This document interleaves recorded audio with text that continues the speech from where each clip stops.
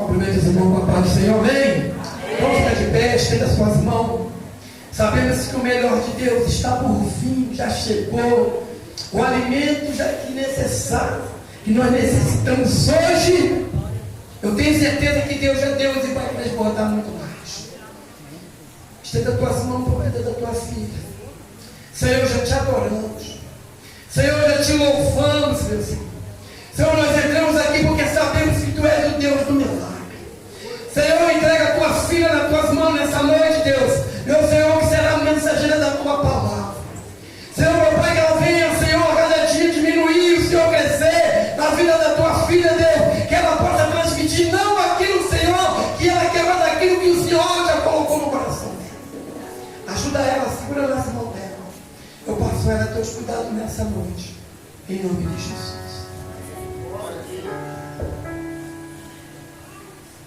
Eu quero saudar a igreja com a paz do Senhor.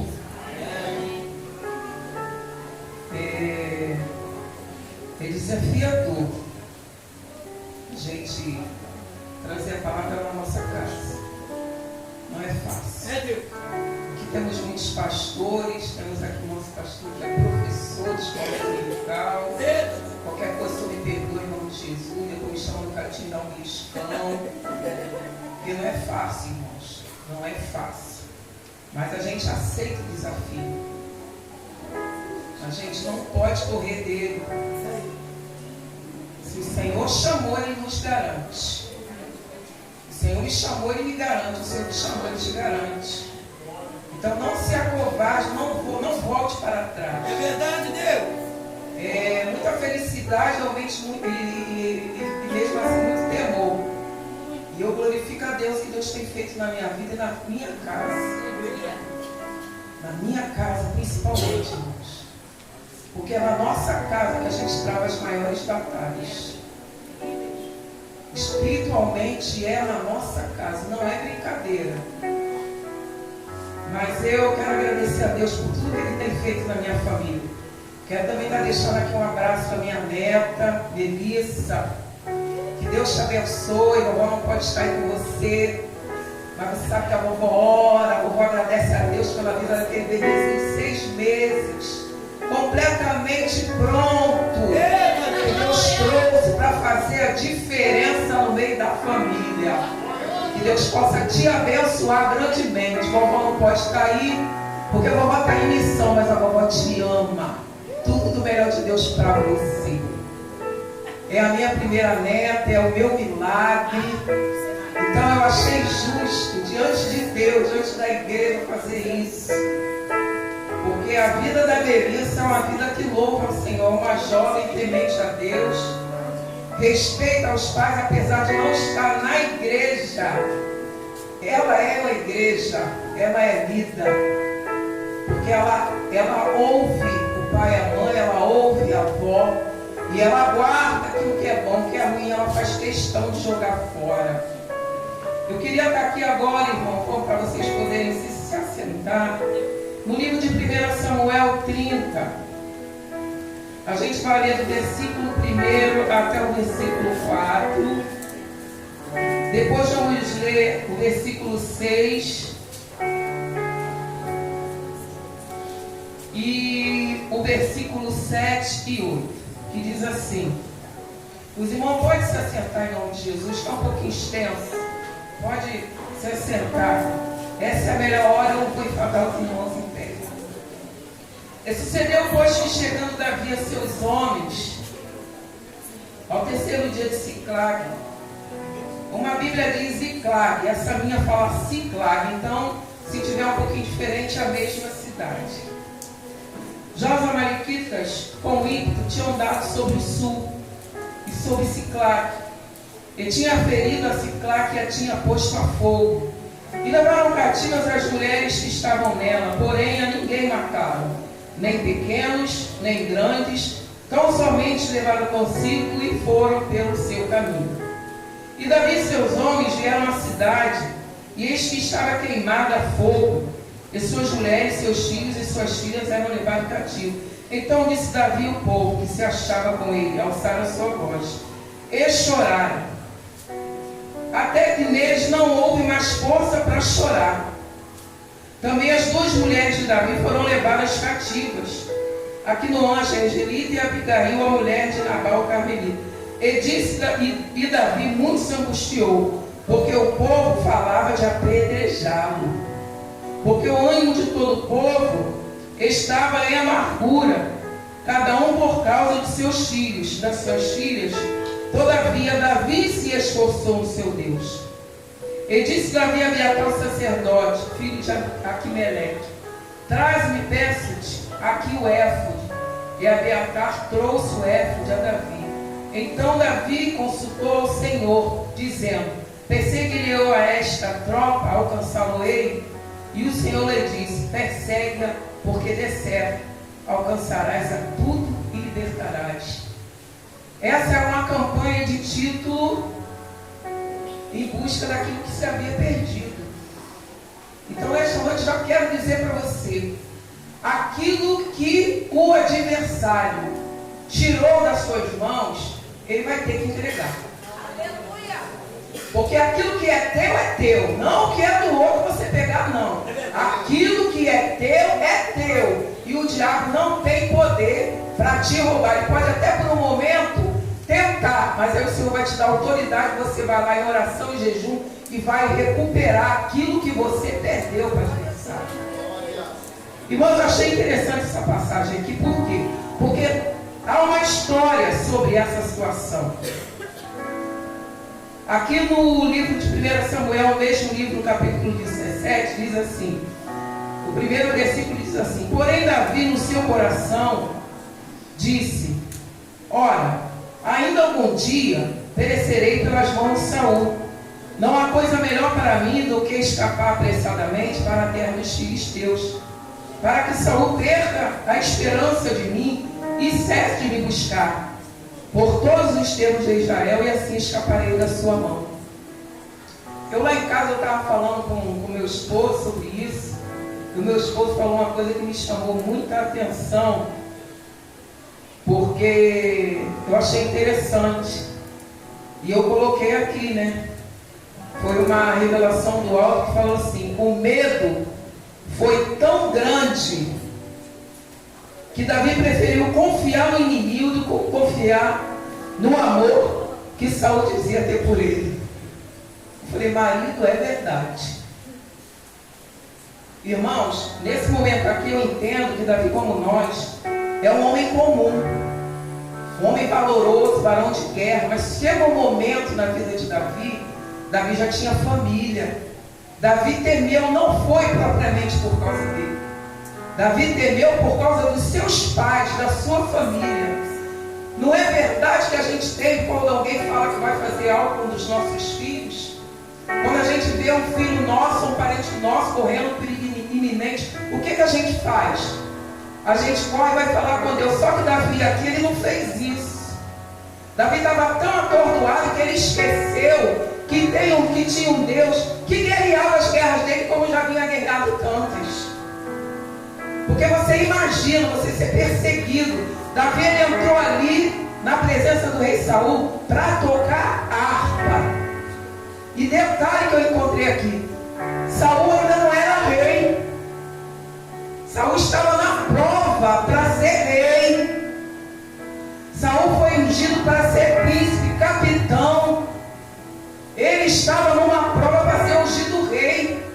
O Senhor, quando ele não cumpriu com aquilo que Samuel tinha falado para ele fazer, que era matar todo aquele povo amalequita, matar o rei, ele fez tudo errado, irmãos, e ali foi a derrota de Saul. Ali começou a derrota. Porque assim como eu e você, quando a gente não obedece o chamado, quando a gente não obedece aquilo que Deus tem para fazer através da nossa vida, a gente perde um ponto com Deus. E ali Saul, ele tinha perdido um ponto com Deus. Tanto é que mais na frente, Samuel fala: olha, hoje o rei na Séria é rasgado, eu vou colocar na mão de outro. Deus, aleluia! Eu vou colocar o reino na mão de outro, porque você foi desobediente. E que eu e você temos sido desobedientes diante do Senhor. Essa é uma noite, irmão, de reflexão. Porque quando a gente é desobediente, as coisas ficam difíceis para nós. Davi não. Davi ele tinha a conquista em todas as guerras. Davi teve várias oportunidades de matar Saul, porque Saul perseguia ele porque viu nele um jovem, viu nele um líder, Alacélia, um líder nato, um líder com força, um líder que quando entrava numa guerra, ele entrava para vencer, ele não entrava para perder guerra, porque Deus era com aquele homem. E ali surgiu aquela inveja, irmãos. Hoje aqui foi falado sobre aborto de chamada. Não deixe que nada, que nem ninguém, com palavras, com gestos, com atitude, venha te abortar, Alacélia. Fazer com que você venha perder a confiança no teu Senhor, para que você consiga fazer aquilo que Ele tem mandado. E eu falei, Senhor, que negócio é esse? Ele não era rei ainda, o povo tinha ele como rei, mas ele era um capitão. Tem umas bíblias que falam sobre ser capitão e ser príncipe. A minha fala sobre capitão, a mais moderna fala príncipe. Então ele perdeu uma oportunidade verdadeiramente de ser rei ali. Em toda aquela peleja, todo aquele momento, toda aquela reação contra, o tempo todo contra Davi, o tempo todo querendo se aparecer, irmãos, Deus não está nesse negócio. Aquele sacrifício que ele ofereceu indevidamente, aquilo ali acabou com a vida dele. Aquilo ali acabou de vez com Saul. Foi quando ele fez uma coisa que não era para ele fazer. Ele não era profeta, ele não era sacerdote. Como é que ele queria fazer papel de profeta e sacerdote? Tem coisas que não é para a gente colocar a mão. Tem coisas na casa de Deus que eu e você não devemos colocar a mão, porque não faz parte daquilo que Deus tem para nós. Então quando a gente vier perguntar, Senhor, isso aqui é para me fazer? Não, Senhor, eu quero fazer tudo dentro da lei, Alacélia. Eu quero fazer tudo dentro da tua casa. Vai ter coisa que Deus vai dizer para você que você não vai fazer mais. E você vai ter que entender que não é para fazer. Porque se não ter o pé, bater pezinho, Deus vai cobrar. Irmão, eu só quero fazer aquilo que me cabe. E tem hora que até aquilo que me cabe é um pouco difícil. Mas eu só quero fazer aquilo que é para mim fazer. E ali foi o final do rei Saul. A derrocada dele foi ali. E ali ele começou a perseguir Davi. Assim como muitos se levantam contra mim, você dentro da igreja.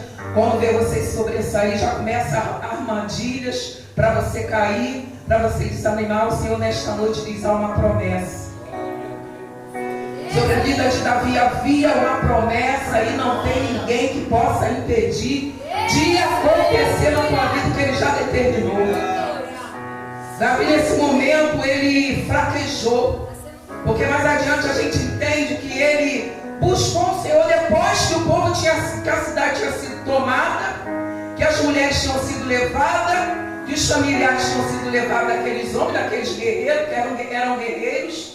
Só para ter uma ideia, irmãos, esses guerreiros de Davi, muitos deles estavam fracassados, escondidos dentro de uma caverna, por conta de dívidas, situações difíceis, homens fugitivos da lei daquela época. E Davi, ele chegou lá e se tornou líder desses homens que se tornaram grandes guerreiros. São chamados os guerreiros de Davi. Então, irmão, você é um guerreiro de Davi. Você é um guerreiro da estrela da manhã. Você é um guerreiro do príncipe da paz. Você não tem que ficar olhando, sentir medo daquilo que Deus propõe a você fazer. Não podemos mais, não há mais tempo da gente ficar com medo, impedindo aquilo que Deus tem para mim e para a tua vida. Está com medo? Foge não. Davi aqui, ele fugiu. Foi para a terra do inimigo. Ele considerava que estava seguro mais na terra do inimigo do que no próprio lugar onde ele estava escondido. Que é isso, irmão? Aí aquele inimigo se junta com outro inimigo que não gosta de você para te derrotar também. Então toma tenência, vigia com quem você anda. Porque muitas das vezes a gente está andando achando que é amigo, nem amigo, é inimigo. Então, irmãos, atento para o que Deus está falando com a igreja nessa noite. Não se desligue do Senhor, não pare de orar. Davi poderia ter feito essa oração antes, para saber se era, porque, irmãos, Deus já tinha dado Saul várias vezes na mão de Davi. E Davi, por temor a Deus, Davi não fez nada contra Saul. Não tocou no ungido do Senhor. Já estava tomado pela rebeldia, já estava tomado de ódio por tudo, por todos, principalmente por Davi. Mas Davi não tocou. Sabe o que eu entendo disso? A gente tem que esperar o nosso tempo. A gente não precisa matar o irmão. A gente não precisa ficar perseguindo ninguém, porque o tempo vai chegar. Minha mãe dizia uma coisa. A minha mãe dizia: não há mal que dure para sempre. Isso que você está vivendo agora não vai durar para sempre, irmão. Essa dificuldade que você está tendo, ela vai passar. Aquele chamado que Deus tem contigo, ele vai se realizar. Não precisa fugir, não precisa tocar em ninguém, não precisa agir com as próprias mãos, porque depois aqui no capítulo 31 a gente vê que o Senhor entregou Saul e os seus filhos na mão dos filisteus. Era uma situação que Davi poderia ter poupado. O trauma que aquelas mulheres, aquelas crianças sofreram de terem sido levadas de uma forma violenta, até que não se aqui a Bíblia não diz que sofreram algum tipo de violência, mas foram arrancados dos seus lares, foram levados como prisioneiro. Um prisioneiro, a gente sabe que ele não vai caminhando com alegria, ele vai caminhando com tristeza, dor e gritaria. Imagina o trauma que essas crianças, essas mulheres não passaram. Então, ele poderia ter evitado tudo isso. Deus livrou ele tantas vezes da mão de Saul, mas é o cansaço. Ele estava cansado de lutar contra Saul, na realidade. Tanto que ele pensou: vai que uma hora ele me mata. Deus não vai permitir ninguém te matar, irmão, a não ser que você permita. Deus não vai permitir ninguém tirar você do foco, a não ser que você permita. Porque tudo que a gente passa aqui nessa vida, até mesmo na presença de Deus, são experiências que a gente precisa viver para passar, para contar para alguém, para poder fortalecer essas pessoas. Por que Davi era líder? Davi incentivava, Davi ajudava, Davi caminhava junto, Davi não abandonava aqueles homens. Aqueles homens iam para a guerra, ele ia também. Se bem que teve uma hora que ele deixou de ir, aconteceu uma coisa muito triste. Mas até então ele ia junto. Davi esperou o tempo de Deus para ser coroado. Ele não se atreveu a tocar em Saul de maneira nenhuma. Então que nessa noite, espere o teu tempo. Não tenha medo. Não fuja daquilo que Deus tem para você. Não saia apressadamente. Porque quando a gente sai apressadamente, Davi falou aqui, sair apressadamente. Quando a gente sai apressadamente, a gente perde muita coisa. Quando a gente sai apressadamente, geralmente você deixa alguma coisa para trás. Então que nessa noite não fuja, não abandone, lute pelo teu sonho, lute pela tua família. Está difícil? Não faça como Davi. Ore antes de tomar uma atitude. Ore antes de pedir conselho a alguém.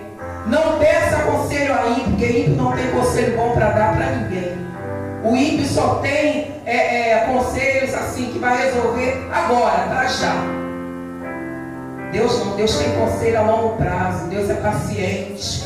Deus é longânimo com aquilo que você e eu vivemos. Ele é longânimo. Confiar em Deus é a melhor coisa que a gente pode fazer para nós mesmos. Então que nessa noite não desista. Não abandone teus sonhos, não abandone a sua família. Lute pelo que é teu. Não se deixe levar pelo desespero, pela insatisfação. Porque a insatisfação, irmãos, ela é uma arma diabólica. O homem e a mulher, o servo do Senhor, quando ele é insatisfeito, tudo para ele serve de armadilha para ele perder as vitórias dele. Então que você venha ser satisfeito com aquilo que Deus tem lhe dado. Que você venha ser feliz com aquilo que Deus tem feito, para que isso não venha se tornar insatisfação e laço nos meus pés. Eu quero dizer para a igreja que eu estou muito feliz, porque essa palavra Deus me deu numa época que eu já não tinha mais esperança sobre a minha vida. Eu vim de um lugar onde não tinha como sonhar. Eu vim de uma família onde sonhar não existia. Sonhar era impossível. As circunstâncias diziam não o tempo todo.